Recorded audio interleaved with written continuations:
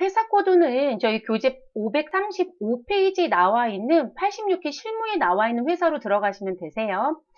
지금 86회 회사는 주식회사 나라전자라는 회사이고요. 코드는 863번입니다. 그래서 이 회사 들어가시면 되세요.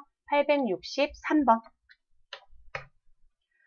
지금 나라전자라는 회사가 무슨 업을 하는지 좀 봤더니요. 전자제품 제조를 하는 회사입니다. 그래서 전자제품 제조를 하는 중소기업이고요. 단기는 국이이며 항상 이렇게 내용들을 맞춰보시면 되세요. 네, 국이이며 2020년도 1월 1일부터 2020년도 12월 31일까지 회계기간을 사용하고 있습니다. 그러면 문제 1번부터 내용을 들어가 보도록 하겠습니다. 1번 문제는 기초정보관리와 전기분 재무제표와 관련된 문제입니다. 지금 현재 86회도 배점은 10점으로 주었네요. 그리고 문제는 3문제가 출제됐습니다. 첫 번째 문제 보겠습니다. 전기분 재무상태표에서 다음과 같은 오류를 확인하였다. 여기서 주어져 있는 지문 보시면 전기분 재무상태표입니다. 자, 관련된 전기분 재무제표를 적절히 수정하시오라고 줬네요. 자, 적절히 수정을 하겠으니까 여러분 적절히 수정하세요.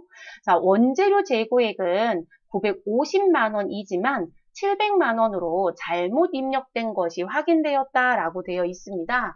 여러분, 지금 전기분 재무제표 쪽 문제가 나오면 저희 항상 신경 써야 되는 부분이 무슨 부분이었었냐면 프로세스 순서예요. 근데 지금 여기서 낸 문제가 어떤 문제를 출제했냐면요. 원재료 재고액에 대한 부분이 무엇되었다. 지금 현재 950인데 700만 원을 잘못 입력했대요. 자, 원재료 재고라고 되어 있습니다. 그리고 아예 힌트를 준 게 전기분 재무상태표이다라고 얘기했고요. 그럼 지금 이 원재료 재고는 기초 재고일까요? 기말 재고일까요?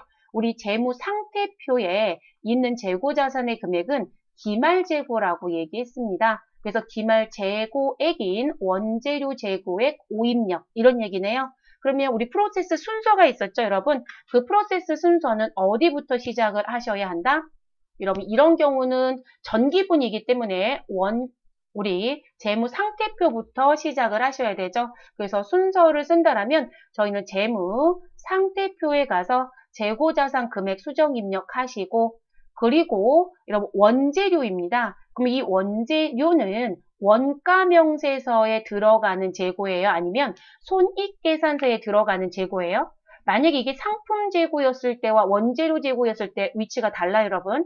자, 원재료 재고와 제공품 재고는 제조 원가 명세서에 들어가야 합니다. 그래서 제조 원가 명세서에 갑니다. 그래서 여러분들 기말 재고에 수정 문제가 시험에 출제가 됐다라고 하시면 이 기말 재고 위치에 따라서 시작하는 점이 달라질 수 있다라는 거. 그러면 우리 재무상태표도 같이 들어오지만 그 다음 단계가 저희가 원재료에 대한 부분에 기말 재고를 수정해야 한다. 그리고 제공품에 대한 기말 재고를 수정해야 한다. 자, 이렇게 나오면 우리는 저 제조자만 쓰겠습니다. 제조 원가 명세서에 들어가야 된다는 얘기예요. 그런데 기말 재고액 수정 문제가 원재료하고 제공품이 아니라 상품에 대한 재고. 그럼 여러분 상품의 기말 재고는 상품 매출 원가를 계산할 때 영향을 주잖아요. 그리고 제품에 대한 기말 재고. 이 부분은 제품 매출 원가를 계산할 때 영향을 주죠. 그렇기 때문에 이 부분에 대한 부분은 손익 계산서에 들어가서 수정을 해야죠. 그러니까 여기가 상품이면 이 자리가 상품 재고액이었더라면 제조원가 명세서가 아니라 그냥 손익계산서 가신다는 거예요. 그렇게 가는 부분이고요. 가끔은 이 순서가 좀 어려워서 그냥 무조건 원가 명세서부터 들어가는 분도 있기는 하시더라고요. 근데 그렇게 하실 필요는 없습니다. 그래서 지금은 원가 명세서 들어가는 게 맞지만 상품이나 제품은 곧바로 손익계산서에 가셔라. 자, 그리고 여기에서 수정이 되는 부분은 우리가 이 원재료 재고액이 수정됐다고 자동 반영이 됩니다. 여기 가서 다시 하는 건 아니고요. 자동 반영이 될 거고 그리고 여기서 메모해야 되는 건 단기 제품 제조 원가 메모하셔야 되겠죠. 그리고 우리는 어디로 가요? 손익계산서에 갑니다. 그럼 손익계산서에 가셔서 제조원가 명세서에서 메모했던 우리 제조 원가, 단기 제품 제조 원가를 수정 입력해야 되겠죠. 그리고 손익계산서에 단기 순이익을 메모하셔서 우린 이익, 잉여금, 처분계산서에 가야 되겠죠. 그럼 이익, 잉여금, 처분계산서에서 당기순이익 반영시켜 주시고 우린 누가 바뀔 것이다? 미처분, 이익, 잉여금이 바뀔 것이다. 그럼 그 미처분, 이익, 잉여금은 다시 재무상태표에 가셔서 미처분이 아니라 여기는 375번 2월 2일 잉여금을 수정 입력한다. 자, 요 순서대로 가야 한다는 거죠. 그러면 저희는 시작을 해보도록 하겠습니다. 자, 프로그램 들어갈게요, 여러분. 자, 우리 전기분 재무제표에 가셔서 전기분 재무상태표 열어주시고 원재료 재고를 선택해 주시고요. 자, 지금 재무상태표에 원재료 계정과목. 자, 그럼 여기 보시면 950이어야 되는데 700만 원 입력되어 있다는 거 나오죠? 그리고 여러분 지금 현재 금액을 수정하기 전에는 요 대차책 자리에 차액이 뜨지 않아요, 여러분. 그런데 700을 950으로 수정 입력합니다. 그러면 차액이 얼마가 떠요? 아, 250에. 그러니까 원리적으로 먼저 다 아신 분들은 아예 본인이 여기다가 무슨 부분 200만 원을 가산시키신 분도 있어요. 근데 어려우시니까 그냥 프로세스 순서대로 가시라고요. 그러면 일단은 이 창은 필요 없다라는 관점 전 닫을게요. 네, 메뉴는 일단 닫아버릴게요. 그리고 원재료니까 그 다음에 순서는 원가명세서에 가자. 자, 그러면 원가명세서에 가셔서 우리 어느 부분 이렇게 글씨가 떠요, 여러분. 그러니까 여기선 바꿀 건 없어요. 왜냐면 정기분 재무상태표에서 원재료라든지 기말 제공품의 금액을 여러분들이 변경하면 이렇게 금액이 바뀌었다고 들어옵니다. 그래도 확인은 하셔야 되겠죠? 확인 버튼 눌러주시고 501번 원재료 코드 자리에서 엔터를 치시면 원재료비 계산하는 팝업창이 들어옵니다. 그럼 우리가 수정한 건 기말 원재료 재고에 950으로 바뀐 거 확인되셨죠? 그래서 원재료비는 우리 1억 1,480만 원으로 변경됐습니다. 그럼 여러분이 갖고 나오셔야 되는 건 여기 당기제품 제조 원가라는 거죠. 저는 화면을 최소화 시켜놓고 여러 개 화면을 한번 열어볼게요. 그래서 이 당기제품 제조 원가를 시험지에 무엇하셔라? 메모하시라는 거세요. 여러분 저는 왜 시험지에 메모하라고 자꾸 말씀드리냐면 답안이 공지되면 내가 맞게 고쳤는지 확인을 해야 되잖아요, 여러분. 그러니까 이런 걸 써갖고 나오셔야 되겠죠. 그래서 이제 이 부분이고요. 자, 그러면 요거 시험지에 메모하시고 그 다음 순서가 손익계산서죠. 그러면 손익계산서를 오픈하시면 되겠습니다. 자, 그래서 저희는 손익계산서에 들어가 보도록 할게요. 자, 그럼 여러분 손익계산서에 가셔서 우리가 수정해야 되는 금액은 요 당기제품 제조 원가를 직접 입력해야 된다는 거죠. 그럼 당기제품 제조 원가는 455번 제품 매출 원가에 영향을 줍니다. 그럼 455번 자리 선택하시고 엔터. 그러면 팝업창이 뜹니다. 기초제품 재고액 400만 원에 당기제품 제조 원가 1억 5,850만 1,000원으로 수정 입력합니다. 자, 그럼 이 자리 클릭하시고 258 501 000 입력하시고 엔터 되셨을까요? 그러면 매출 원가는 1억 750만 1,000원으로 수정 입력이 변경이 됩니다. 자, 여기 다 되셨으면 확인 눌러주시면 되겠습니다. 자, 그리고 나서 이제 그 다음에 바뀌는 게 뭔가요, 여러분? 당기 순이익이 바뀌겠죠. 자, 그래서 당기 순이익 저는 또 위쪽으로 좀 올려놓고요. 지금 정리를 해볼게요. 자, 당기 순이익에 대한 부분은 지금 얼마로 바뀔 거냐면 지금 나와져 있는 거 고치셔야 되니까 이거는 화면이 다 안 열려서 자 4,787만 4천원으로 우리 금액이 바뀌어지게 됩니다. 자 그럼 그 금액도 여러분 무엇 해주시면 되시고요. 메모해 주시면 되겠죠. 그래서 메모하시고 그럼 메모 다 끝나셨으면 그 다음 단계는 어디로 가시자? 우리는 이익잉여금 처분계산서에 들어갑니다. 그럼 메뉴에 전기분 잉여금 처분계산서를 열어주시면 되겠습니다.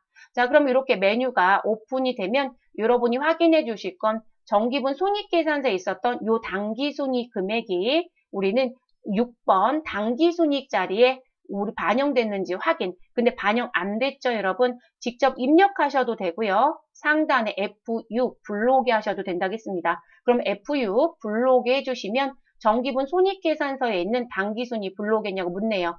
예 해주시면 되겠습니다. 그럼 금액이 바뀌죠, 여러분. 4,787만 4천원. 그럼 조금 전에 확인했던 금액과 동일하죠, 여러분? 자, 그러면 여기까지는 정리가 됐습니다. 자, 그럼 이제 그 다음에 여러분 하실 건 누구를 메모하셔라? 미처분 이익잉여금 노마자 1번 자리에 있는 4,900, 74,000원을 메모해 주시면 되겠습니다. 자, 그거 메모해 주시고 우리 이제 마지막 종착지 어디에 가요? 재무 상태표에 간다는 거죠. 그럼 전기분 재무제표에서 전기분 재무 상태표에 들어가시면 되시고요. 자, 메뉴가 오픈이 되면 우리는 상단에 있었던 금액으로 무엇 하시면 된다? 수정하시면 된다는 거죠. 그래서 4,900, 74,000원을 375번 자리에 가셔서 금액 그대로 4,970 74,000원 입력합니다. 자, 요거 입력 끝나고 나면 우리 아까 원재료만 수정하고 나갔을 때 대차 차액이라는 자리에 우리 금액이 들어와져 있었습니다. 근데 이 대차 차액 자리에 금액이 지금 현재 없어지는 거 눈으로 확인되시죠, 여러분? 그래서 대차 차액이 절대로 뜨면 안 돼요. 이런 수정 문제 냈을 때. 그래서 요거 없어지셔야 되고, 그리고 375번 2월 이익 잉여금이라는 것도 꼭 기억합니다. 그리고 제가 왜 코드 번호를 계속 강조하냐면 우리 최근에 여러분 이건 따라하지 마세요. 이런 문제를 냈어요. 어떤 문제를 냈냐면 아예 이 자리 금액을 무엇해버렸다? 지워버린 거예요. 되셨어요? 그런데 이 금액이 뜨죠. 근데 우린 여기가 글씨가 뭐예요? 미처분. 그러면 우리는 또 마음이 급해요. 그래서 이 자리에서 또 뭐라고 쳐요? 미처분 이익잉여금 넣으면 되겠지? 근데 여러분 뜨죠? 그랬더니 375번 넣고 놔버린 거죠? 그리고 금액은 우리 4,900, 74,000원 입력했겠죠, 여러분? 대차 차익은 없어지거든요. 근데 문제는 이거 맞았다고 한다, 안 한다? 안 해요. 네, 우리 프로그램에 가면 우리 결산하실 때 손익대체했을 때 여러분 미처분을 있었던 거 다시 뭐로 바뀌어요? 2월 이익률 바뀌는 것까지 다 보여드렸잖아요. 그렇게 가야 되기 때문에 이 자리에는 절대로 미처분이 아니라 2월 이익 잉여금이라고 하는 375번 코드를 써야 돼요. 그래서 지금은 코드가 있으니까 자꾸 실수를 안 하지만 코드를 지우는 시험 문제도 내요. 아예 출제할 때. 그래서 375번 2월 이익 잉여금 이렇게 기억하시라는 거예요. 아니면 2월 이익 잉여금 이렇게 기억을 하시든. 자, 그러면 정리 다 끝났습니다. 그리고 점수 4점입니다. 자, 그럼 저희는 다 메뉴들 종료시켜 주시고요, 여러분. 저희 두 번째 문제로 들어가 보도록 할게요.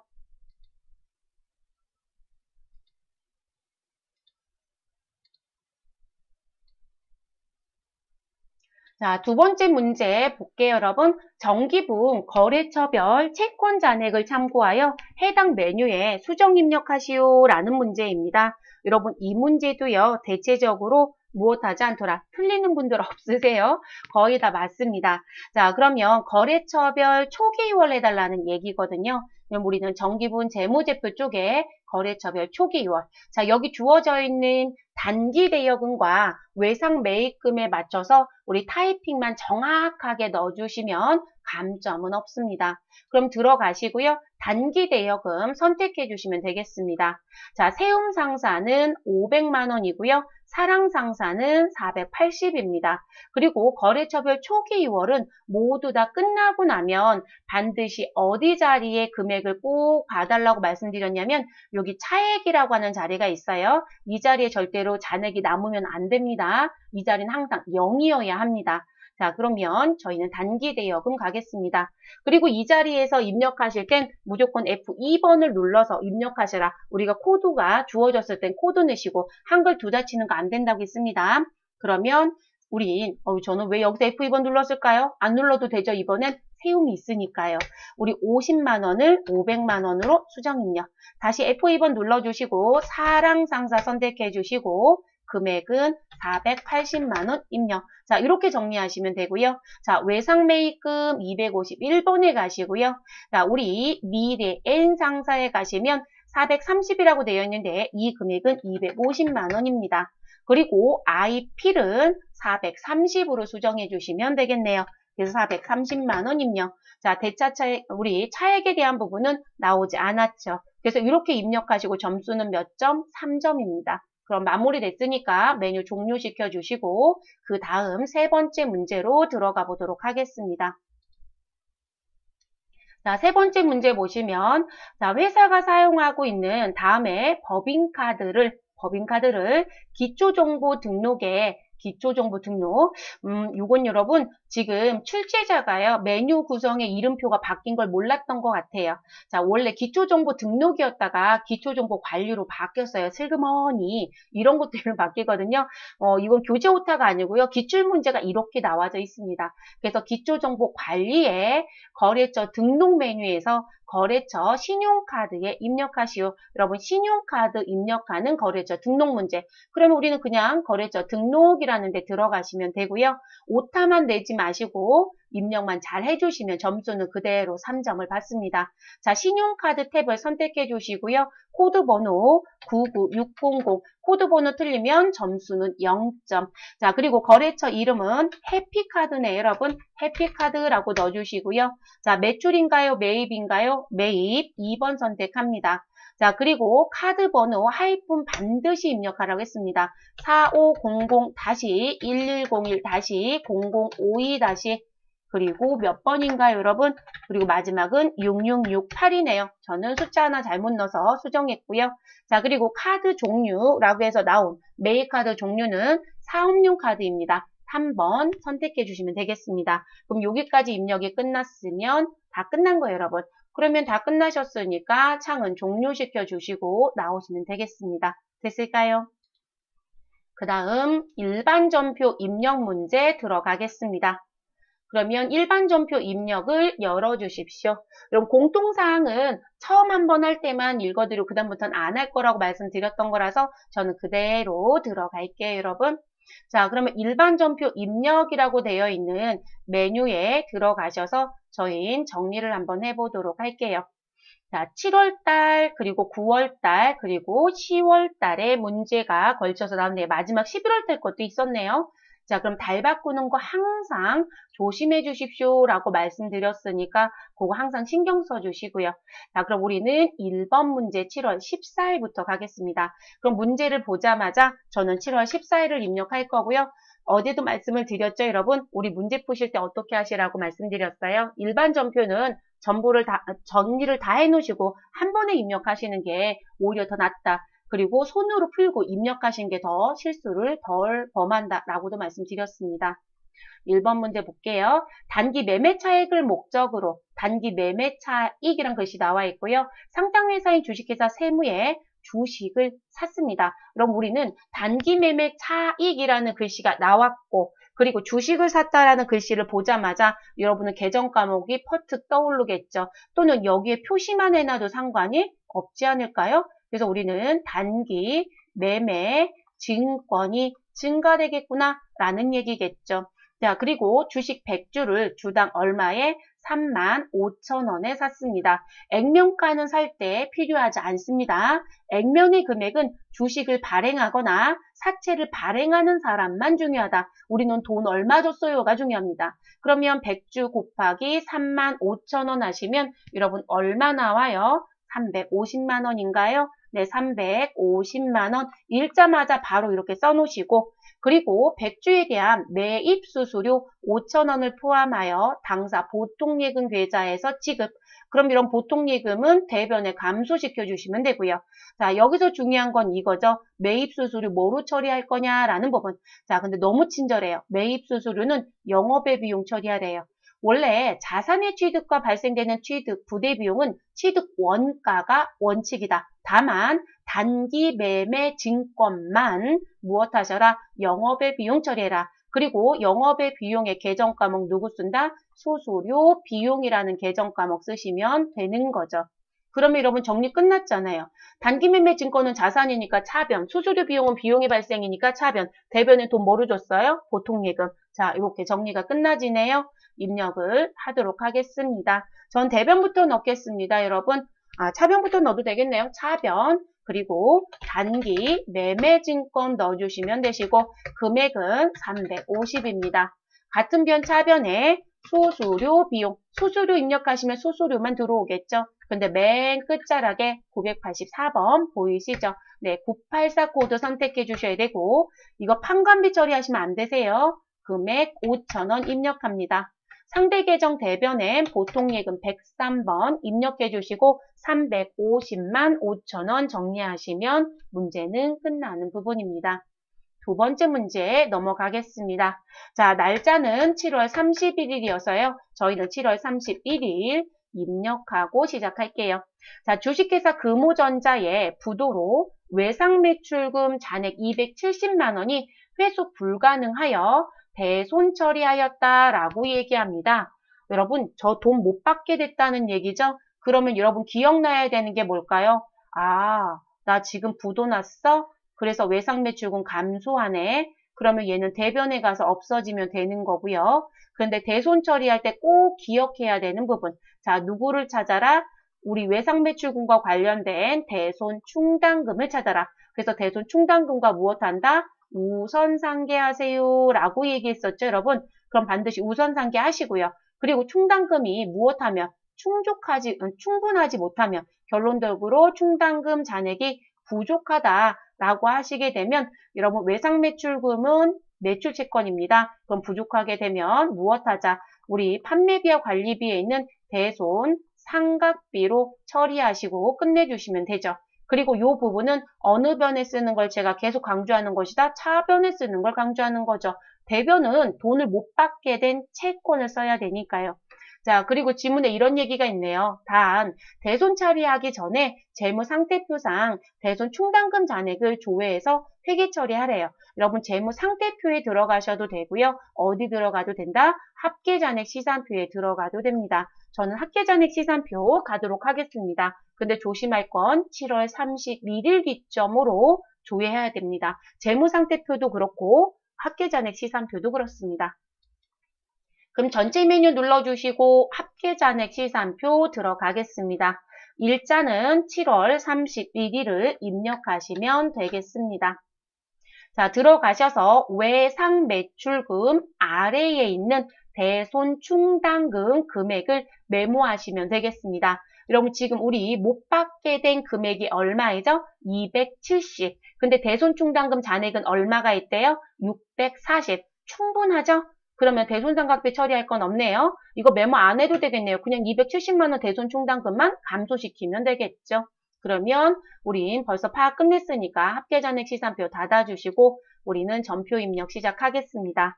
자, 저희 차변을 먼저 쓰든 대변을 쓰든 상관없지만 전 대변 먼저 쓰겠습니다. 대변에 외상매출금 108번, 거래처 금호전자 꼭 입력해 주시고요.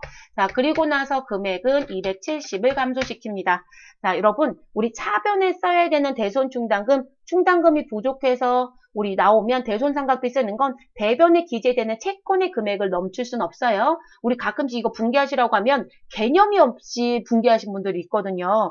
여러분은 꼭 빗대 사는 얘기가 아니라 대손충당금이 아까 640이었잖아요. 그럼 640을 쓰신 분들이 있어요. 아니에요. 없어지는 걸 뭐로 상계할 거냐라는 얘기이기 때문에 대변에 있는 금액이랑 맞추는 게 원칙입니다. 자, 그리고 차변에 외상매출금 108번이죠. 그럼 대손충당금 몇 번? 플러스 1. 그러면 109번 써주시면 되시겠죠. 그리고 우리 금액은 그대로 270 정리해 주시면 됩니다. 우리 아까 충분했으니까요. 자, 세 번째 문제로 넘어가도록 하겠습니다. 9월 11일입니다.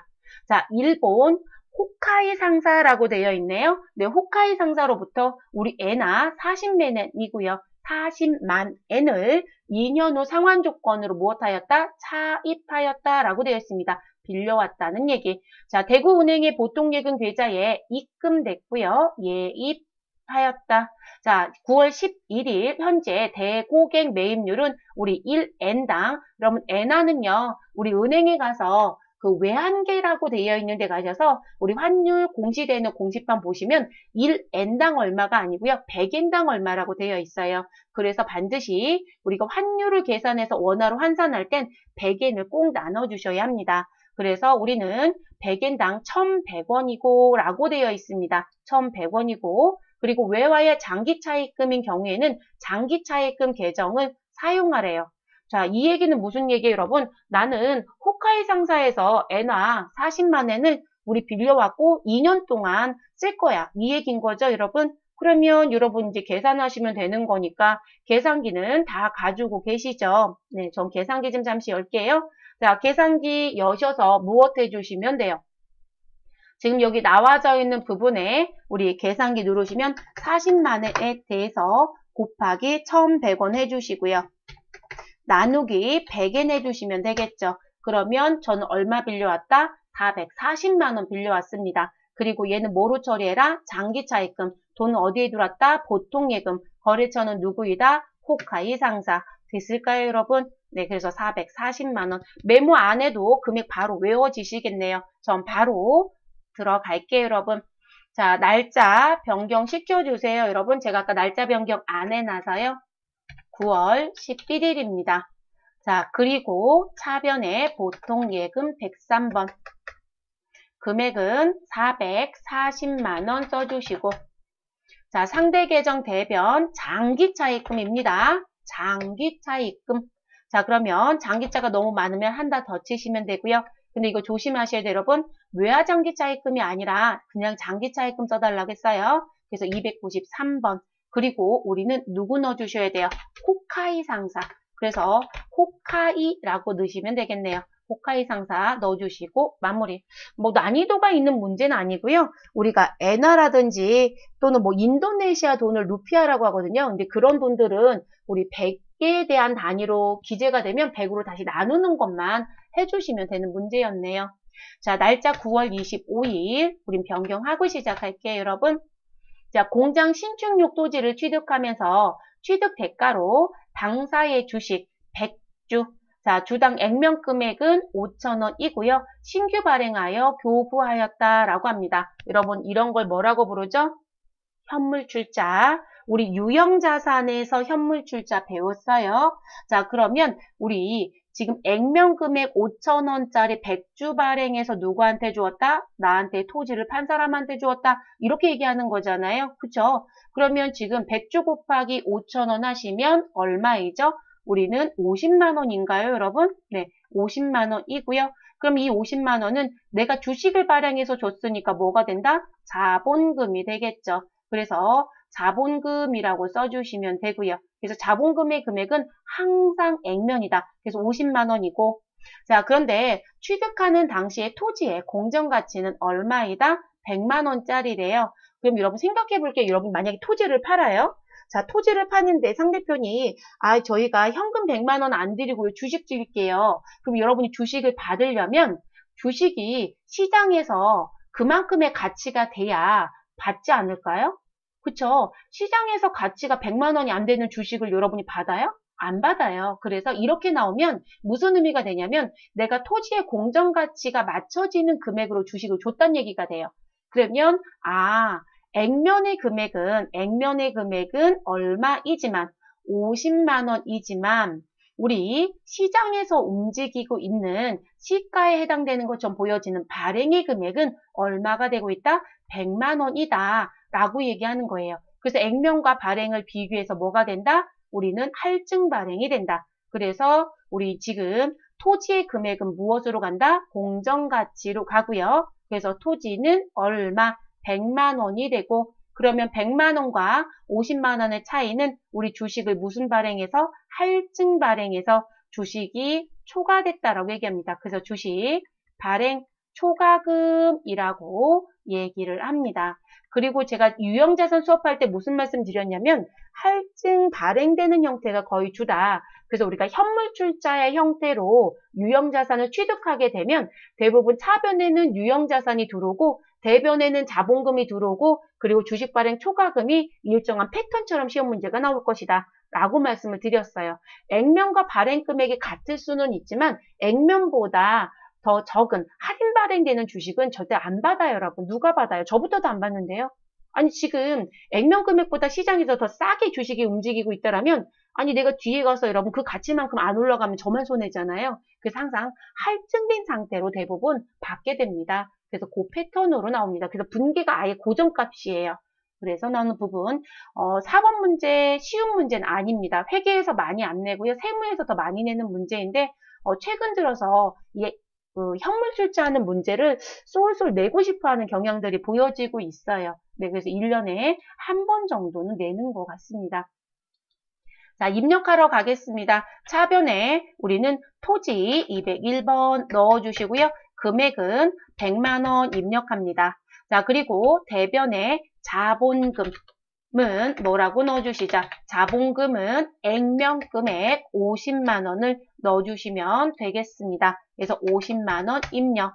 자, 그리고 나머지 대변엔 주식을 무슨 발행했다? 할증 발행했다. 그래서 주식 발행 초과금. 근데 여러분 이게 할증 발행 차금은 아니에요. 우리가 사채를 배울 때 사채 할증 발행 차금으로 배우다 보니까 주식도 주식 할증 발행 차금인 줄 아시는데 아니에요, 여러분. 근데 주식은 할증 발행하면 주식 발행 초과금. 그래서 우리가 약식으로 쓸 때 주발초야 이렇게 얘기하거든요. 그래서 그 내용이고요. 할인 발행했을 땐 주식 할인 발행 차금을 씁니다. 그래서 341번 선택하시고 정리해 주시면 되겠습니다. 5번째 문제 들어가도록 하겠습니다. 날짜는 10월 2일이어서 여러분 달을 반드시 10월로 바꿔주시고 2일 입력합니다. 동아전자에 대한 외상 매출금 1,500만 원에 대해서 다음에 약소금을 배에서 양도 받고 나머지 금액은 동전 발행 당좌 수표로 받았다라고 합니다. 여러분 지금 외상 매출금 회수하면서 어음 받았잖아요. 그럼 상거래이다 아니다? 상거래이다. 그러면 이 어음 받은 부분은 우리 회계 처리할 때 뭐로 가시면 돼요? 받을 어음이라고 처리하시면 되죠. 자, 그리고 외상 매출금 감소시켜 주시고 거래처는 누구이다? 동아전자이다. 이렇게 정리하시면 되고요. 그리고 나머지는 동전 발행 당좌수표니까 이건 글을 읽자마자 여러분은 뭐라고 쓰셔야 된다? 현금 처리하면 되겠구나. 이렇게 정리하시면 되겠죠. 자, 근데 내가 회수해야 되는 외상 매출금은 1,500이에요, 여러분. 그런데 지금 약소거음 받아온 부분은 지금 내용을 봤더니 여러분 뭐라고 되어 있어요? 지금 금액이 얼마이다. 1,000만 원이다 라고 되어 있는 거죠. 그러면 어음은 1,000만 원이고 우리 현금으로 받은 건 500만 원이구나 라는 결론이 나죠. 자, 이 문제 유의사항은 뭐가 유의사항이냐면 여러분 약소거음에 대한 내용을 지금 들어가서 보시면요. 발행인이 누구예요? 평화. 자, 이 어음을 받은 수취인은 누구예요? 동아. 자, 우리 거래처는 동아가 맞아요. 그래서 동아가 자기가 갖고 있었던 어음을 나한테 줬다는 얘기거든요. 근데 여러분, 이런 경우에 배에서 양도 받으면 받을 어음의 거래처는 평화산업이 맞다, 동아전자가 맞다. 여러분, 어음법으로 회계 처리한다고 했습니다. 그래서 우리는 거래처가 누구로 들어와야 된다? 발행인으로 들어와야 된다. 그래서 받을 어음의 거래처는 평화가 되어야 합니다. 이거 잊어버리지 말아야 된다라는 거 됐을까요? 네, 그거 잊어버리지 마세요. 이거 분기 문제 내시면 대체적으로 많이들 실수하는 것 중에 하나가 우리 평화로 넣어야 될 거 동화로 넣고 들어오거든요. 그거 실수하지 말아 주십시오. 어음법으로 회계 처리. 자, 그러면 저희 들어가겠습니다, 여러분. 어느 변부터 넣을까요? 전 대변부터 넣을게요. 외상매출금 108번 입력하시고 동아전자 입력하시면 되겠습니다. 자, 금액은 1,500만 원 입력. 자, 그리고 반대편 차변에 우리 받을 어음 110번. 거래처 동아가 아니라 누구이다? 평화산업을 꼭 넣어주셔라. 평화 입력해 주시고 금액은 1,000만 원입니다. 자, 같은 변 차변에 우리는 현금으로 받아온 게 얼마이다? 500만 원입니다. 그래서 현금 500만 원 써주시고 끝내시면 되겠습니다. 됐을까요, 여러분? 자, 그러면 우리는 몇 번 문제까지, 5번째 문제까지 정리가 됐습니다. 저는 그 다음으로 또 넘어가 볼게요. 화면 좀 다 정리 좀 할게요. 자, 마지막 6번째 일반 전표의 마지막 문제입니다. 11월 14일이니까 여러분 우리는 날짜를 11월 14일로 변경하겠습니다. 영업직 직원에 대한 일본 내염 예방접종비를 우리 세계로 병원에서 예방접종을 세계로 병원에서 실시하고요. 자, 예방접종 비용 250만 원을 법인카드인 신한카드로 무엇하였다? 결제하였다. 그리고 이 예방접종비에 대한 신한카드 결제 부분은 미지급금으로 회계 처리하세요 라고 주었습니다. 여러분 너무 친절한 거 아니에요? 대변에 미지급금 처리하시면 되죠. 그리고 여러분 종업원을 위해서 회사에서 의료비를 썼다는 얘기예요. 그러면 이런 걸 뭐라고 얘기하죠? 복리후생적으로 지원했구나. 그럼 복리후생비 정리하시면 되죠. 그래서 복리후생비 처리하시는데 영업부 직원이니까 우리 무슨 계정 과목? 판매비와 관리비 처리하시고 끝내주시면 되겠습니다. 입력하러 들어가시죠. 차변에 811번에 있는 복리후생비 금액은 250만원. 자, 상대 계정 대변에 리지급금 253번. 그리고 거래처 신한카드 꼭 넣어주셔야 합니다. 그래서 신한카드 꼭 넣어주시고 금액 정리하시면 끝납니다. 그러면 일반 전표는 모두 마무리가 됐습니다. 이제 메인 매출 전표를 들어가 보도록 하겠습니다. 저는 일반 전표 입력은 메뉴 종료하고 메인 매출 전표 입력으로 들어가도록 할게요.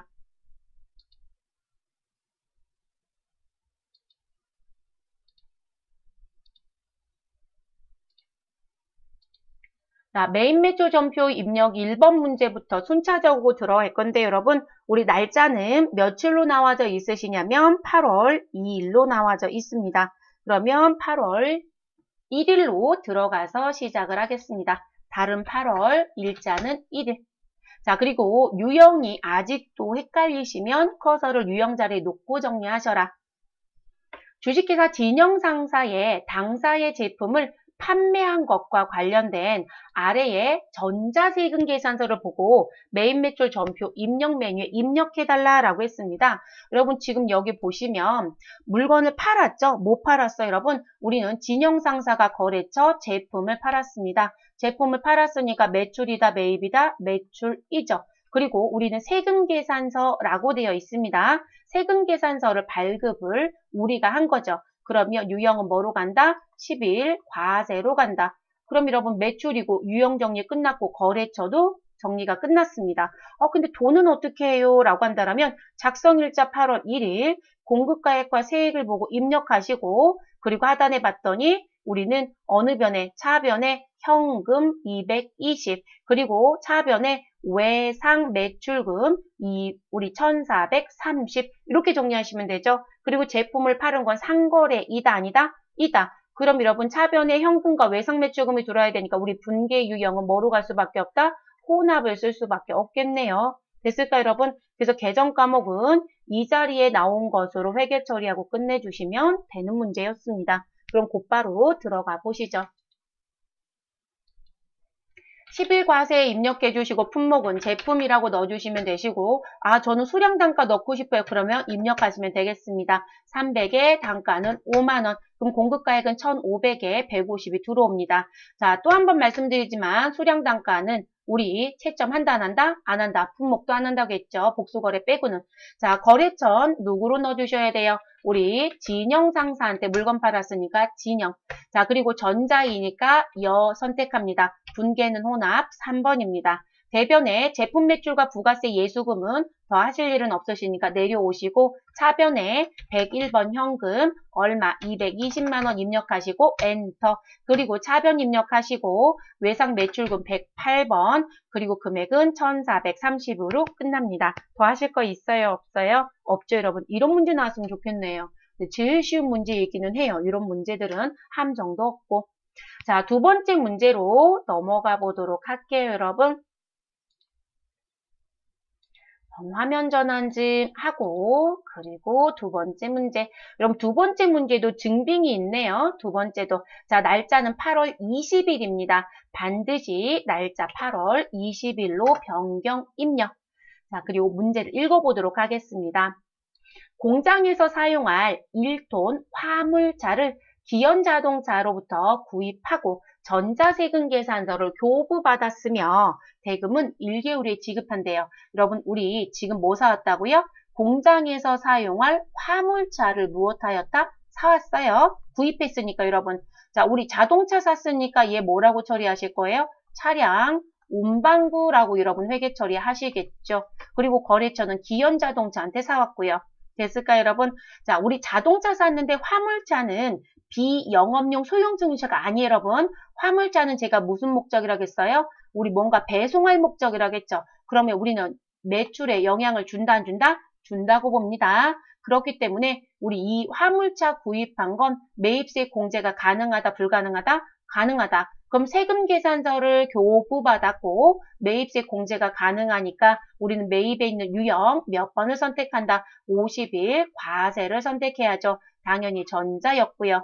대금은 1개월 후에 지급한다는 거 보자마자 뭐라고 생각하시면 돼요? 나 돈 아직 못 줬구나. 그런데 차량 운반구는 유형자산이니까 재고자산에 해당되지 않는 건 상거래가 아니라고 했습니다. 그래서 미지급금이라고 처리해 주시면 되겠죠. 됐을까요? 그래서 여러분 자동차를 무조건 공제 못 받는다 이렇게 얘기하시면 안 돼요. 자동차 공제 못 받는 건 비영업용 소형승용차라는 글씨가 들어오거나 또는 1000cc가 초과되는 승용차이거나 또는 발이 두 개 달린 이륜 자동차는 125cc 또는 인승으로 얘기하는 소위 말해서 승합차 형태들이에요.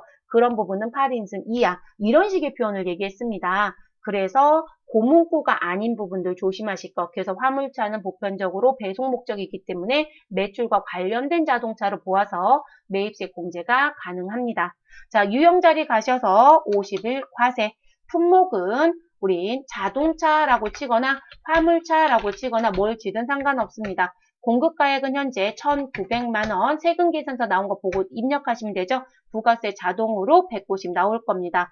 거래처 기현자동차 넣어주시면 되고요. 전자는 1번 여입니다. 분계는 당연히 뭐로 가요, 여러분? 차량 운반고 미지급금이니까 혼합입니다. 그럼 차변의 부가세 대급금 그대로 두시고 원재료 153번을 208번에 있는 차량 운반구로 수정 입력합니다. 자, 내려오셔서 대변 입력해 주시고요. 253번 미지급금 2,090만원 정리하시고 마무리하시면 되겠습니다. 세 번째 문제 가겠습니다. 10월 10일입니다. 자, 달을 10월로 바꿔주시고 10일 입력하시면 되겠습니다. 공장 신축을 위하여 주식회사 방배로부터 건물이 있는 토지를 취득. 여러분, 건물이 있는 토지를 샀대요. 자, 그럼 건물과 토지를 같이 산 거죠. 그래서 건물과 토지를 같이 샀는데 여러분, 우리 건물은 과세거래이다, 면세거래이다, 과세거래. 토지는 과세거래이다, 면세거래이다, 면세거래. 자, 그래서 이게 요건이 다를 수 있어요. 네, 그래서 이거 여러분 이론 문제에서도 봤던 부분이잖아요. 이론에서는 무슨 부분이요? 우리가 일반적으로 건물을 사면 과세입니까? 면세입니까? 건물은 우리 공급했다라고 했을 땐 과세이다. 다만 국민주택 규모 이하에 해당되는 주택만 무엇이다? 면세이다. 이렇게 얘기할 거고요. 그리고 토지는 우리 공급하는 거, 사고 파는 매매는 면세. 근데 토지를 임대하는 건 과세거든요. 지금 저희는 취득했다고 했으니까 상대편이 나한테 팔은 거죠. 누가 팔았어요? 방배가 나한테 팔았네요. 됐을까요? 자, 토지가액은 1,000만원이고요. 건물의 가격은 100만원이랍니다. 아, 그럼 과세는 100만원이고 면세는 1,000만원이구나. 이 얘기네요. 자, 부가세는 별도라고 되어 있고요. 건물 취득에 대해서는 친절합니다. 전자세금 계산서 받았습니다. 그래서 건물은 세금 계산서를 수취했고요. 대금은 당좌 수표를 발행하여 결제. 여러분 내가 수표를 발행해서 돈을 주면 뭐라고 쓰시죠? 내가 수표 발행했어요? 당좌 예금이라고 써야죠. 그리고 동 건물은 무슨 예정이래요, 여러분? 철거. 이제 이게 문제인 거죠. 아, 철거. 다음 세금 계산서 수취분에 대해서만 매입 매출 전표에 입력하고요. 분기해달래요. 자, 결론적으로 무슨 얘기냐면 내가 토지를 사면서 지불했던 토지가액이 분명히 있을 건데 이거는 지금 분개하지 말래요. 원래 분개해야 돼요. 그래서 분개는 생략하래요. 그럼 결론적으로 본인들은 이거를 채점하고 싶다, 안 하고 싶다, 안 하고 싶다예요. 그러면 누구만 해달라? 내가 건물 100만원 주고 샀잖아. 이 건물 100만원 주고 산 것만 회계 처리해줘. 근데 이 건물은 무엇한다? 철거. 여러분, 우리는 건물과 토지를 같이 사는 걸 무슨 구입이라고 배웠어요? 일괄구입이라고 배웠죠. 자, 그럼 일괄구입하고 우리 건물을 무엇하면 건물을 철거하면 우리 이 철거되는 건물은 뭐가 된다? 다 토지가 된다. 그래서 우리는 건물에 대한 등기 안 낸다고 했습니다. 근데 토지 자체가 뭐가 된다? 면세죠. 그러니까 토지밖에 안 쓰겠다는 거예요. 그러면 이 철거되는 이 건물은 개정 과목 뭐가 되는 거예요? 토지를 회계 처리하세요. 라고 했습니다. 근데 제가 토지는 분명히 과세에다 면세에다 면세. 자, 그럼 여러분 이 건물은 면세에 아예 들어가 버리는 거죠? 그러니까 토지 취득원가가 돼야 돼요. 토지의 취득원가. 그럼 매입세 공제 받을 수 있어요? 없어요? 매입세 공제 못 받아요. 그래서 우리 불공제 사유 설명드릴 때 난이도가 높은 문제이고 회계도 출제를 시작했던 부분. 여러분, 이게 합격률이 왜 낮냐면 86개도 합격률이 낮거든요. 왜 낮냐면 3번 문제가 회계에 내려온 적이 거의 없어요. 빈도가. 그러니까 토지의 정지비 정도까지는 냈었지만 이 무슨 부분, 토지 취득 원가에 가산한 이 자본적 지출에 해당되는 일괄 취득해서 부순다거나 또는 내가 사용 중인 건물이었을 때 공제 여부를 따지기 위해서 철거 비용 어떻게 처리할래? 이런 식의 문제는 대부분 세무에서 더 많이 냈었거든요. 그런데 회계로 이 문제가 내려오기 시작을 했어요. 그러다 보니까 어려웠던, 그래서 얘는 회계 기준 봤을 때 별 5개짜리 문제예요. 난이도 최상 문제입니다. 그래서 토지의 취득 원가 또는 토지로 회계 처리하는 건 아예 세금 계산서 받아왔을 때 공제 못 받는다. 이렇게 기억해 주십시오. 그러면 우리 유형은 뭐로 간다? 54 불공으로 처리를 했어야 된다는 얘기죠. 됐을까요? 그럼 입력하러 갈게요. 그리고 정리를 시작을 또 하죠. 자, 유형의 54 불공 품목은 그냥 건물이라고 넣으시면 됩니다. 자, 공급가액은 우리 세금 계산서만 해달라고 했어요. 세금 계산서 100만 원입니다. 부가세 별도로 하겠으니까 10만 원 자동으로 들어올 거고요. 거래처는 누구한테 사왔다? 방배한테 사가지고 왔다. 라고 보시면 되고요. 전자였다, 종이였다, 전자였습니다. 여 선택하시고 불공제 사유에 가셔서 F2번 눌러주시고 우리는 뭐라고 선택하자? 토지의 자본적 지출 관련이라고 하는 6번을 선택하셔라. 그리고 확인해 주시면 되겠습니다. 자, 그리고 분계는 뭐로 가셔야 될까요, 여러분? 혼합을 쓸 수밖에 없죠. 혼합 3번. 원재료 계정 과목을 201번 토지로 바꿔주시고요. 우리는 부가세 공제 못 받으니까 110만 원으로 들어올 것이고 대변에 당좌 수표 발행했으니까 우리는 103번, 102번 당좌 예금 입력하시고 끝내시면 되는 문제였습니다. 됐을까요, 여러분? 네, 이렇게 정리. 그 다음 10월 18일로 들어가겠습니다. 달은 안 바꿔주셔도 되고요. 일자만 18일 입력해 주시면 되겠네요. 저는 화면 정리 좀 하고 이동한 다음 시작을 하겠습니다. 징빙이 붙어 있네요. 이번에도. 영업부서에서 사용할 소모성 물품을 일반 과세자인 주식회사 슬라임에서 현금으로 구입하고 대금은 현금 영수증 지출 징빙을 수령하였다.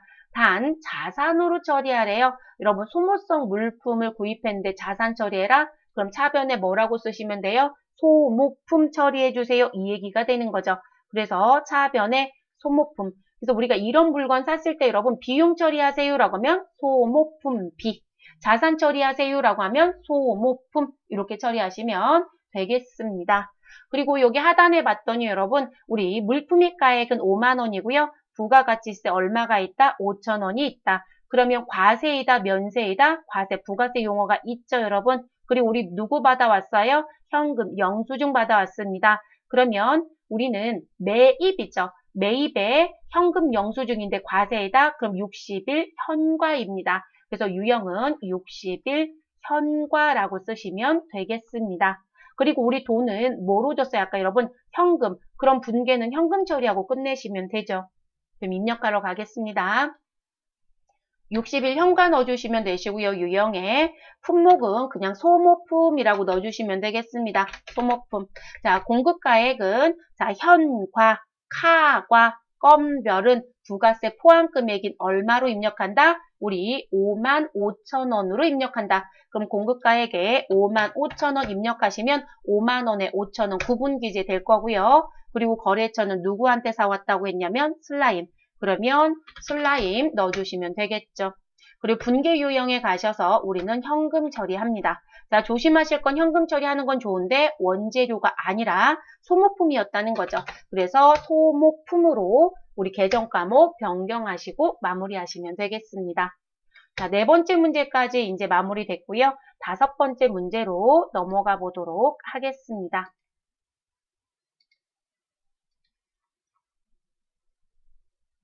날짜는 11월 2일이네요, 여러분. 네, 그러면 11월로 달을 좀 바꿔주시고 2일 입력합니다.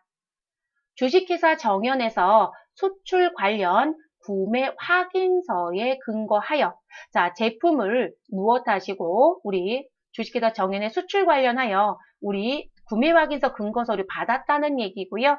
그리고 제품을 공급했대요. 그럼 제가 제품을 공급했으면 매출이에요, 매입이에요? 매출이라는 게 바로 보이죠, 여러분? 그래서 저희는 매출입니다. 그래서 매출로 가지고 가시면 되시고, 그리고 영세율 전자세금 계산서를 발급했대요. 그럼 여러분 유형은 뭐로 가시면 돼요? 아, 50, 죄송해요. 매출인데 12, 영세라고 넣어주시면 되겠죠. 자, 기수령한 계약금 300만 원. 여러분 미리 수령한 계약금이네요. 그럼 우리는 돈을 미리 받으면 무엇이에요? 우리 수금이 돈 받는 거고 선자 붙여주시면 되죠? 선수금.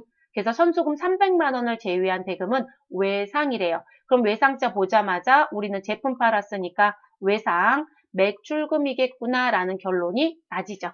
자, 그러면 여러분 더 정리할 거 있어요? 없습니다. 입력하러 들어가겠습니다. 유형자리 12영세율 세금 계산서니까 12영세.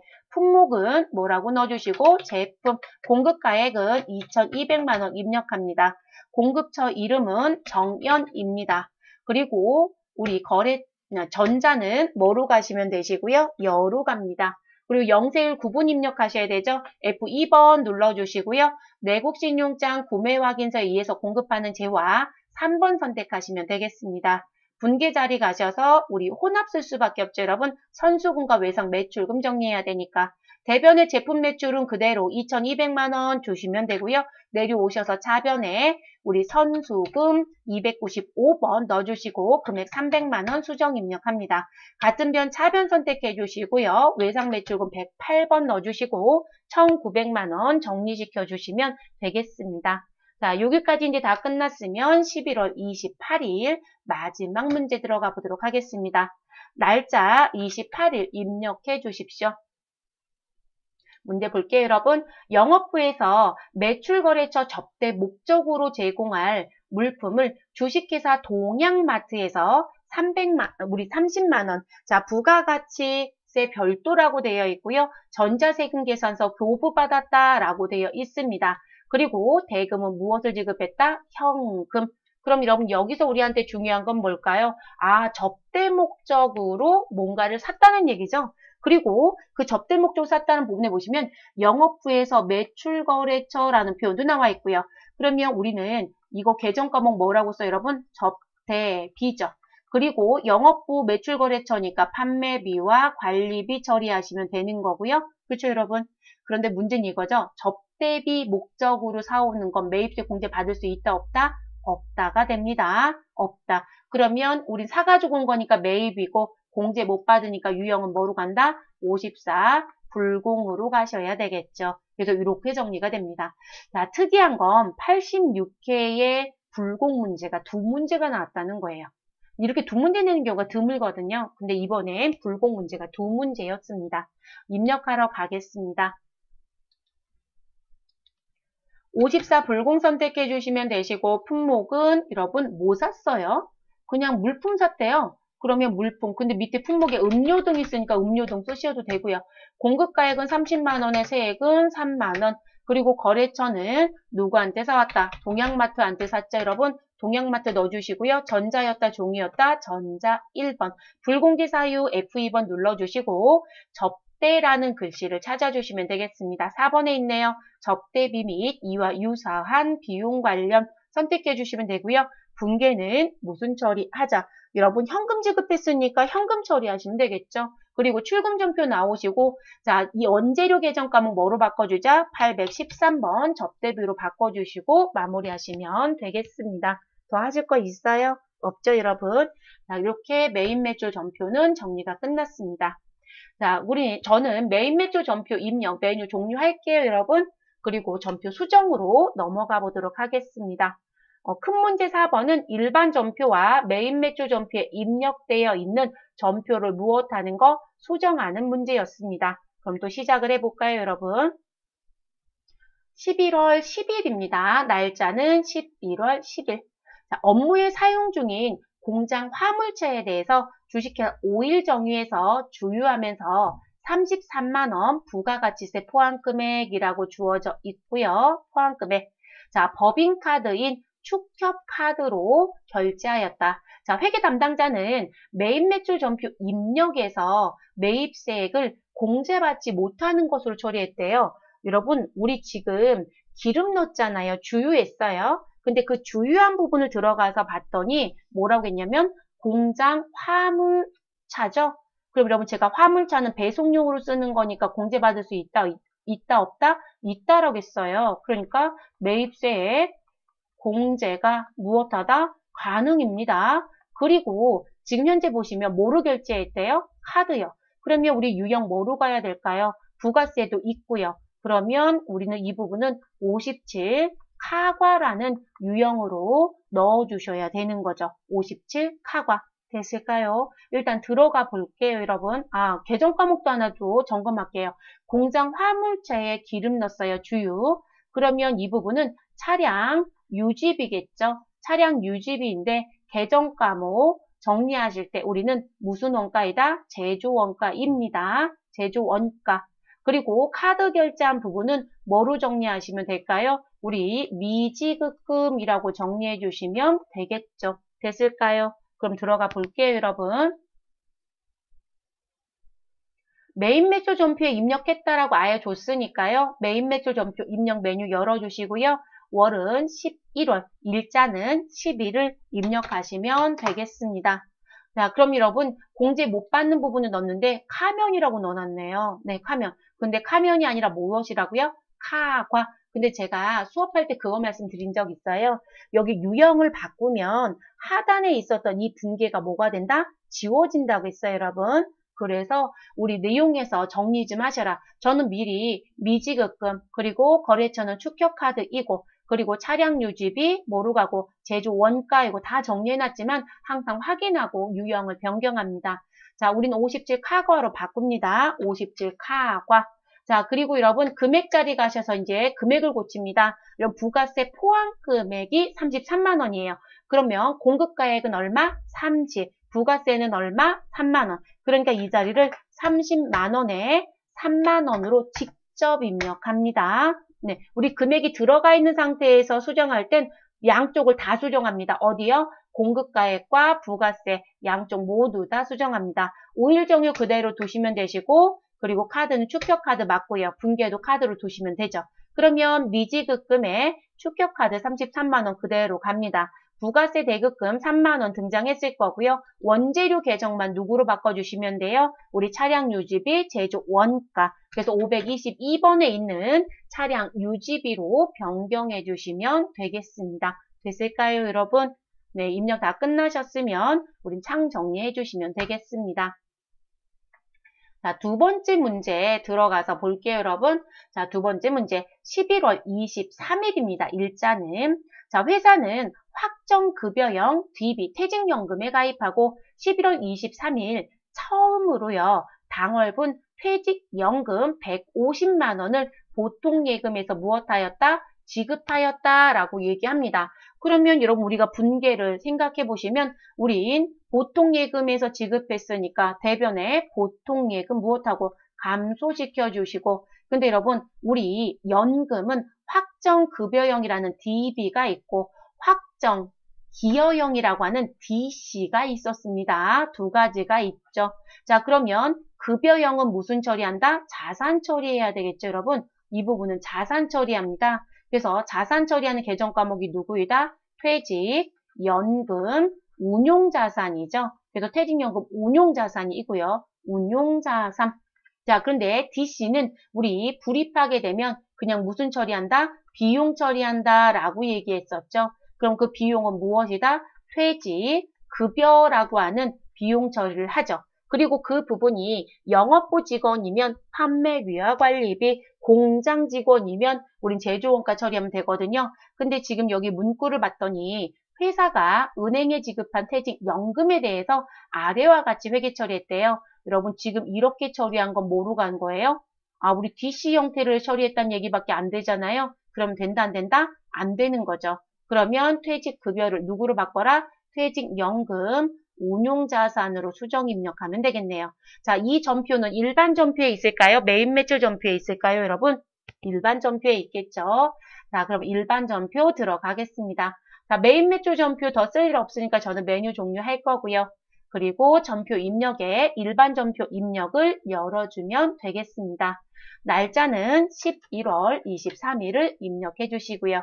그럼 차변에 퇴직급여로 들어와 있는 코드 자리 가셔서 우리는 다시 퇴직이라고 치시고 전 연자까지 입력할게요. 퇴직 연자를 넣으시면 연자 들어간 것까지 다 들어오죠. 퇴직연금 운용자산 186번 보이시나요? 네, 그리고 확인 눌러주시면 되겠습니다. 그래서 퇴직급여라는 계정 과목을 퇴직연금 운용자산으로만 변경하시면 우리 2번 문제는 정리가 끝난 겁니다. 그래서 나온 부분. 그러면 우리 요 정리 끝났고요. 그 다음 여러분 큰 문제 5번은 무슨 문제이죠? 큰 문제 5번은 결산 문제입니다. 결산 문제. 그럼 이제 결산 문제에 들어가 볼게요. 자, 결산은 수동 결산이 항상 먼저라고 말씀드렸죠. 그래서 일반 전표 입력에서 몇 월을 열어주셔라? 12월. 일자는 무조건 며칠? 31일. 자, 이렇게 놓고 시작하셔라. 그리고 혹시 학계잔액 시산표가 필요할 수 있으니 우리는 학계잔액 시산표를 그냥 무슨 부분 습관적으로 그냥 12월 31일자로 열어놓고 시작하시죠 라고도 얘기했습니다. 그러면 저희는 요거 열어놓고 바로 들어가겠습니다. 자, 1번 문제부터 볼게요, 여러분. 자, 결산일 현재 당기에 계상될 감가상각비는 다음과 같다. 여러분 지금 문제 보시면 고정자산 등록에 가라는 얘기가 있어요, 없어요? 없어요. 그러면 감가상각비 부분에 계산까지 다 해줬죠. 그래서 기계장치 생산부권은 200, 비품 영업부권은 45만 원, 개발비 30만 원이 있다라고 합니다. 그럼 여러분 지금 여기에 나와져 있는 감가상각비 회계 처리를 직접 하면 차변의 감가상각비 대변에 감가상각 누계액이에요.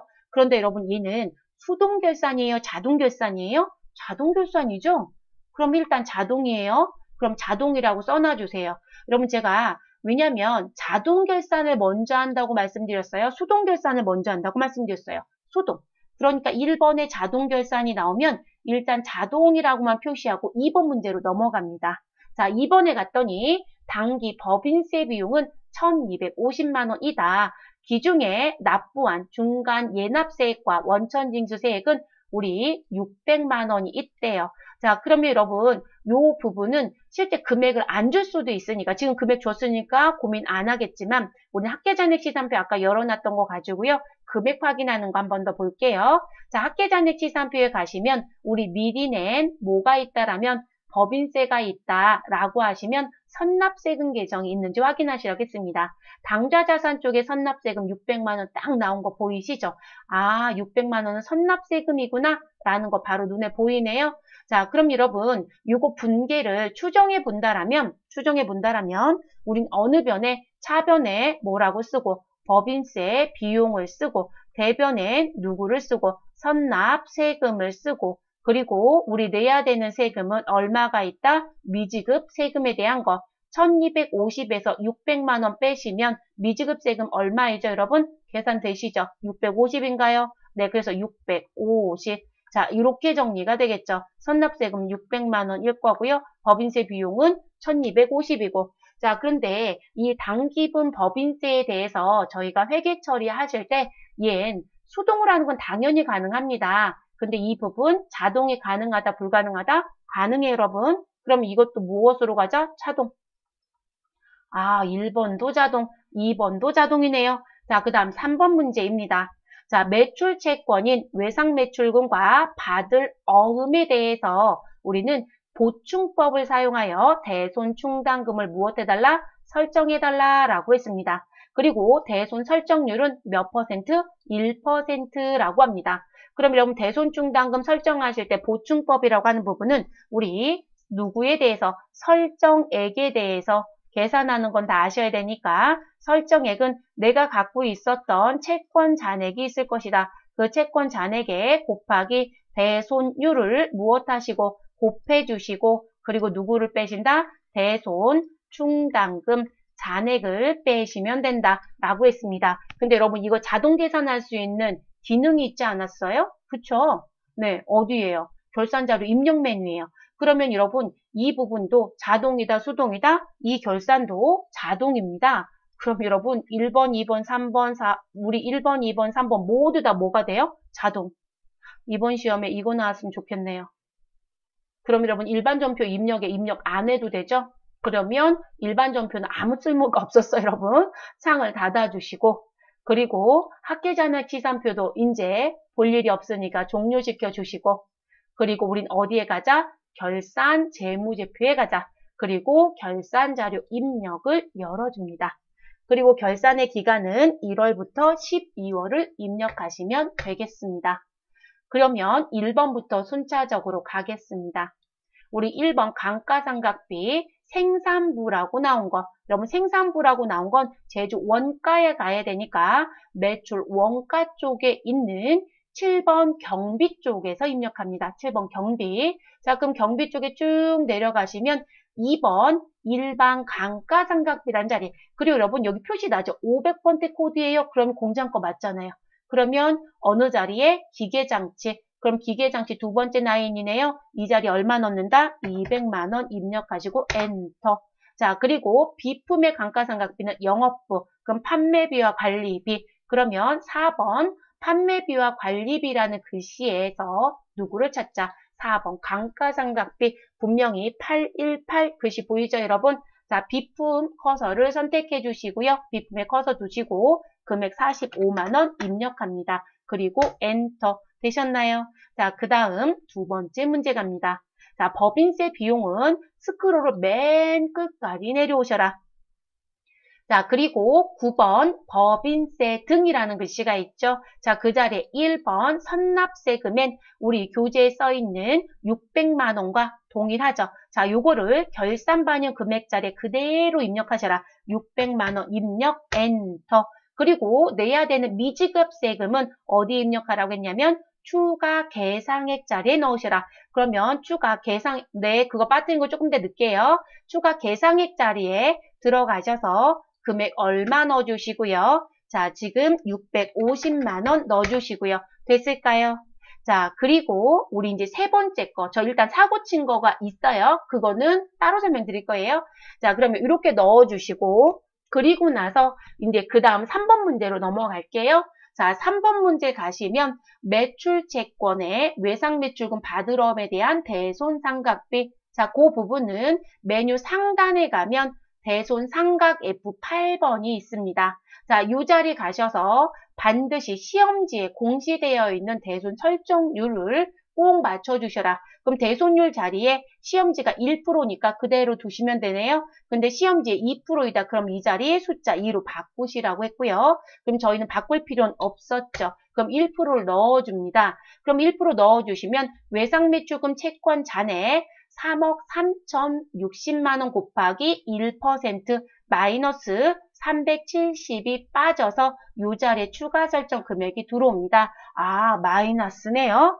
여러분, 우리 이 부분은 지금 설정이에요? 환입이에요? 마이너스면 환입입니다. 환입. 그래서 우리가 이 자리의 금액이 무엇이 들어오면 우리가 양수가 들어오게 되면 설정이어서 차변에 뭐라고 쓸 거고요. 차변에 대손상각비라고 쓰고 대변에 누구라고 쓰자. 대손충당금이라고 쓴다고 배우셨어요. 그런데 이 자리가 음수이면 내가 갖고 있는 대손충당금이 더 많다라는 얘기입니다. 그러면 설정이 아니라 더 많은 금액 넘치게 그대로 주는 게 아니라 환입해야 합니다. 라고 해서 갑니다. 그럼 이 환입에 대해서는 우리 대변에 있었던 대손 충당금을 무엇하시고 정리시켜 주시고 그리고 상대편 계정에는 누굴 쓰자? 대손 충당금 환입을 쓰자라고 얘기합니다. 자, 이게 정상적인 분계입니다. 근데 여러분 매출채권과 관련된 대손 충당금 환입은 무슨 계정 과목이라고 배웠다? 판매비와 관리비의 무슨 계정이다? 차감 계정이다 라고 배웠습니다. 자, 이 차감 계정으로 배운 이 계정 과목은 실질적으로 누구를 차감시키냐면 대손 상각비라고 하는 판매비와 관리비에 가서 마이너스 표기가 돼버려요. 그 부분입니다. 그러면 여러분 지금 여기 나와져 있는 이 마이너스 금액 그대로 자 이거 그대로 둘게요. 두고 제가 전표 추가한다라고 하면 무슨 원리가 되냐면 자동결산이 가능해서 말씀드려요. 이거 시중에 자동결산 안 하고 다 수동결산하라고 하는데 아니에요. 자동결산 가능합니다. 그럼 자동결산 하시게 되면 대손상각비 마이너스로 그냥 직접 처리해도 된다는 거죠. 그럼 차변에 우리 대손상각비 마이너스 그리고 대변에 누구요? 대손충당금 마이너스. 자, 이렇게 되면 우리 대손충당금 감소하는 거로 금액이 딱 맞아지거든요. 그래서 환입이 나와도 설정이 아닌 환입이 나와도 우리는 모두 다 무슨 결산한다? 자동 결산합니다. 됐을까요? 그래서 우리 수동에 가서 이렇게 분계 처리하는 거 안 해도 됩니다. 그래서 그냥 자동으로 정리합니다. 그래서 이렇게 주시면 되고요. 자, 그리고 이제 그 다음에 대한 부분 우리 받으럼도 해야 되죠. 받으럼 1억 3,800 만원 곱하기 1% 마이너스 150 했더니 이것도 환입 조치네요. 자, 그런데 우리는 매출 채권만 설정하라고 했고요. 단기 대여금, 미수금, 선급금은 설정하라는 얘기가 없습니다. 자, 그래서 우리가 자동결산 쓸 때 이 아이콘을 쓰시는 건 좋은데 해당 사항 없는 건 반드시 무엇한다? 0 만들기를 한다. 저 지금 숫자 0 치는 거예요, 여러분. 자, 이거 안 하시고 여러분 결산 반영 누르시고 정리하고 나오시면 점수 안 줍니다. 왜냐면 시험의 출제 기준은 매출 채권만 하라고 했잖아요. 근데 여러분 이들은 기타 채권이죠. 그리고 판매비와 관리비가 아니라 어디에 들어가요? 영업의 비용인 기타의 대손상각비도 같이 추가가 되는 거예요. 누가 점수 주겠어요, 여러분? 법요건 충족이 안 되잖아요. 그래서 준 것만 해야 합니다. 그래서 해당 사항이 없으면 지금처럼 반드시 무엇한다? 지워라. 그거 꼭 기억하시는 게 좋겠습니다. 그리고 결산 반영을 합니다. 자, 그럼 결산 반영하시게 되면 자, 위치에 가보도록 할게요. 우리는 판매비와 관리비라고 하는 부분에 그리고 어디에 가자? 5번 대손상각에 가면 외상매출금과 관련된 거 마이너스 39만 4천원, 받으러 온과 관련된 거 마이너스 12만원. 여러분 답을 맞추고 싶다. 그럼 요것만 메모해 오시면 되는 거예요. 됐을까요? 그러면 채점은 다 하실 수 있을 거니까. 자, 그럼 이렇게 해서 정리가 끝났습니다. 근데 제가 이렇게 하고 끝내고 나오면 저는 일단 문제 하나는 틀렸어요. 자, 마음이 바쁘면 항상 저도 이제 마음이 바빴던 거겠죠. 지금 생산부에 대한 거와 영업부에 대한 거에 감가상각은 끝냈어요. 근데 이 문제도 또 왜 많이 틀리셨냐면 제가 아까 개발비를 안 넣고 나왔어요, 여러분. 개발비. 자, 개발비 상각에까지 넣었어야 되죠. 그래서 이렇게 박스 안에 뭔가 내용이 있으면 입력하실 때마다 하나씩 넣은 거 체크하면서 넣으실 것. 그래서 저는 아까 비품까지만 넣었습니다. 그럼 판매비와 관리비 쪽 아래 보시면 4번 감가상각비 밑에 6번 무형자산 상각비가 있죠. 그럼 이제 여러분은 궁금하겠죠. 아, 제가 그 실수를 했을 때 개발비 상각비 안 넣으면 그거만 점수 감점하나요? 아니, 그런 기준은 없어요. 그냥 3점 없음이에요. 그래서 빠뜨리지 않아야 합니다. 우리 개발비 선택해 주시고요. 금액 우리 30만 원 넣어주시면 되겠습니다. 됐을까요, 여러분? 네, 요거 제가 안 넣고 들어왔더니 저희 현주님이 벌써 지적 한번 해주셨죠. 자, 이렇게 넣어주시고 가장 마지막에 해야 되는 키 뭐 있죠? 전표 추가키. 자, 전표 추가 눌러주시고요. 이해하시면 우리는 이 자리에 전표가 끝났다는 메시지가 뜨는 것까지 확인합니다. 그러면 됐네요. 그러면 우리는 9점을 획득합니다. 그래서 여러분 이렇게 자동 결산이 나오면 지금 뭐 3번 문제는 특수한 문제이긴 해요. 왜냐면 환입 문제를 또 회계에선 잘 안 내요. 그런데 지금 보면 제가 중간에 수업할 때마다 세무 쪽의 비율이 더 높은 애들이에요. 그랬던 애들이 나오면 합격률이 자꾸 나와지는 거예요. 네, 그래서 지금 이 부분의 문제도 대부분 설정만 계속 보다고 환입이 나오니까 너무 어렵다고 느꼈더라고요. 그런데 자동 결산에서 모두 다 할 수 있다라는 걸 아셨다라면 실질적으로 일반 전표에 가서 환입을 수동으로 입력하지 않아도 되거든요. 그래서 문제가 되지 않습니다. 자, 끝났으니까 메뉴는 종료하겠습니다. 일반 전표에 가셔서 전표 추가된 건 저는 더 이상 확인은 하진 않겠습니다. 네, 저희 확인하는 방법은 알려드렸으니까 시험에서도 확인 안 하셔도 돼요. 아까 위에 메시지 뜨는 것만 확인이 되면 전표가 추가가 안 되는 일은 없습니다. 이제 마지막 6번 문제 풀어보도록 하겠습니다. 일반적으로 장부조회라고 하는 문제. 자, 1번 문제부터 볼게요. 일기 확정인 4월부터 6월에 부가가치세 신고 기간 중 카드로 매출된 공급 대가가 얼마입니까? 라고 얘기합니다. 여러분 카드로 물건을 팔았다고 얘기하네요. 그래서 그 금액이 얼마냐라고 얘기합니다.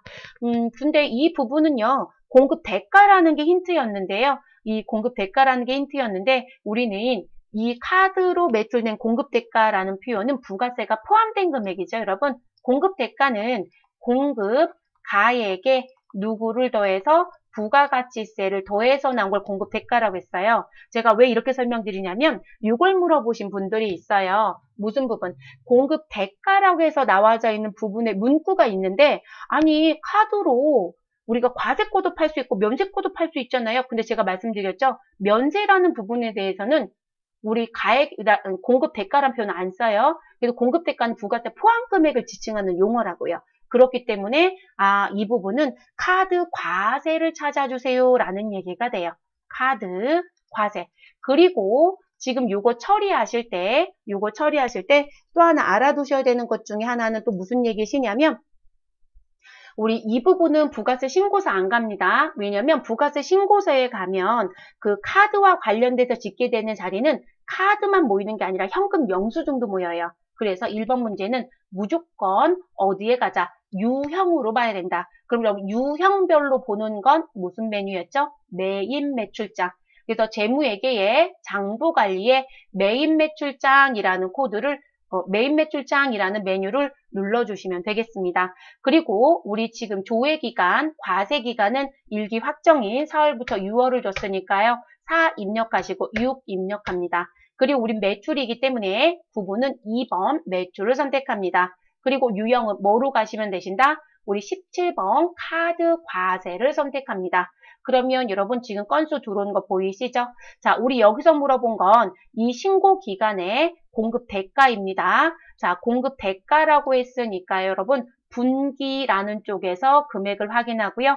그리고 가액과 부가세 합계를 공급 대가라고 한다고 했으니까 금액은 얼마가 된다? 1,320만 원이 답이 됩니다. 됐을까요? 1,200만 원 아니에요. 1,320. 그리고 분기 누계로 확인. 자, 이렇게 하시면 되겠습니다. 그러면 요거 정리되셨으면 우린 메뉴 닫도록 하겠습니다. 두 번째 문제 갈게요. 일기 확정 4월부터 6월 부가가치세 신고기간 중 신용카드로 매입한 사업용 고정자산의 금액은 여러분 카드로 나 고정자산 샀는데 금액 얼마야? 라고 묻네 여러분. 자, 요건 어디 가시죠? 요 부분은 부가가치세 신고서에 가는 게 맞습니다. 그래서 1번은 매입 매출장, 2번은 부가가치세 신고서. 자, 그러면 부가가치세 신고서는 부가가치 쪽에 가주시면 되시고요. 그리고 부가가치세 신고서를 열어주시면 되겠습니다.